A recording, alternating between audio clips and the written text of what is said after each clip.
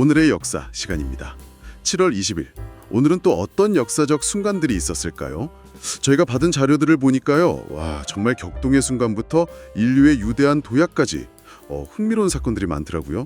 이 자료들 속에서 7월 21일의 의미를 한번 같이 파헤쳐 보죠. 네, 저도 자료 보면서 7월 21일 하루에 이렇게 많은 이야기가 담겨 있구나 새삼 느꼈습니다. 특히 뭐랄까 한국 근현대사의 중요한 변곡점들하고 또 세계사의 극적인 사건들이 딱 겹치는 게 보이더라고요. 이 사건들이 지금 우리에게 어떤 의미를 주는지 그 연결고리를 찾아보는 것도 재밌을 것 같습니다. 좋습니다. 그럼 한국사 속 사건부터 한번 시작해 볼까요?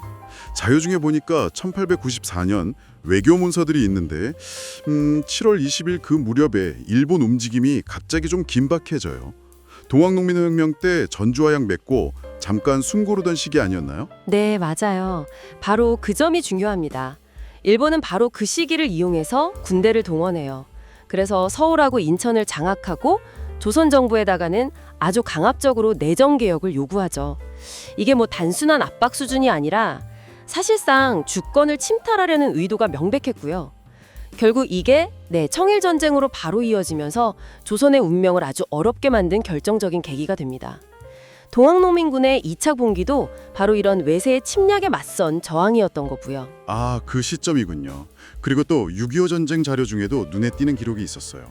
1950년 7월 21일 대전이 함락된 직후에 아주 긴박한 상황을 보여주던데 유엔군이 낙동강 방어선을 구축하기 시작한 날이 바로 이날이더라고요.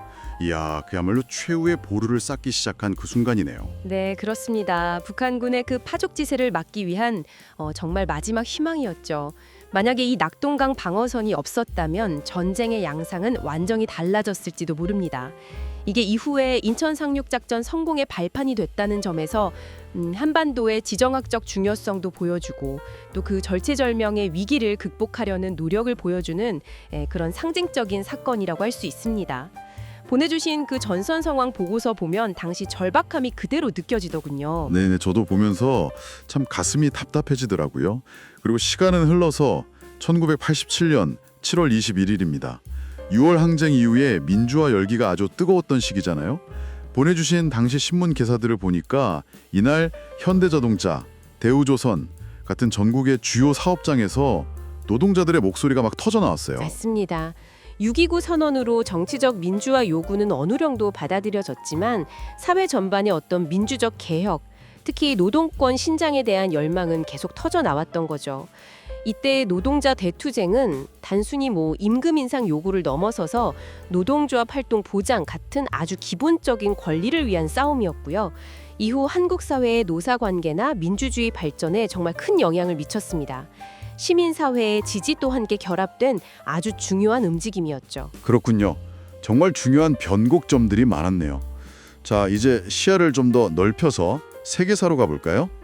아주 오래전 기록도 있었는데 서기 365년 7월 21일에 이집트 알렉산드리아를 덮친 거대한 자연재해 기록이었어요. 지진하고 쓰나미였다고요. 지중해 연안 전체에 어마어마한 피해를 입혔습니다. 기록에 따르면 수만 명의 목숨을 잃었고 당시 로마 제국 동부의 핵심 도시였던 알렉산드리아의 위상에도 큰 타격을 주었죠. 뭐랄까 고대 문명도 자연재해 앞에서는 취약했다는 걸 보여주는 사건입니다. 아, 정말 상상하기 힘든 규모의 재난이었겠네요. 미국사 자료에서는 1861년 7월 21일 남북전쟁 초기 제1차 불런전투 기록이 눈에 띄었어요.